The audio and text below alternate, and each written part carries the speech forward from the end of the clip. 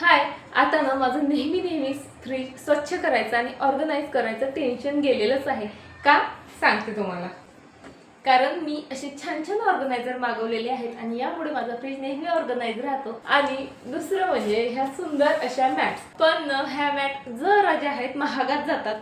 300 रुपयाचा रोल आला होता आणि त्यामध्ये फक्त ह्या 3 मॅट्स बनलेल्या आहेत. पण आज बघा मी अगदी टाकाऊपासून मस्त फ्रीजसाठी मॅट बनवले.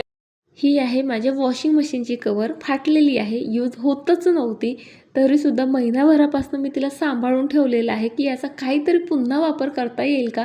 आधी तर विचार केला टेबलवर वगैरे ठेवू, पण त्याला मध्ये गोट असल्यामुळे ते काही छानच दिसत नव्हते. आणि मग त्यानंतर जे आहे लक्षात आलं, अरे आपल्या फ्रीजमध्ये मॅट आपल्याला हव्या आहेत. मग काय लगेच फ्रीजची एक मॅट घेऊन आली आणि तिच्या मापाने जे आहे सर्व मॅट कट केल्यात. आणि बघा ना किती परफेक्ट दिसत आहेत.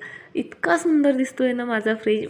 खरंच घर संसार फुलवण्यासाठी, आपल्या घरातल्या वस्तू क्लीन आणि ऑर्गनाइज ठेवण्यासाठी नेहमी पैसाच लागतो असं नाही.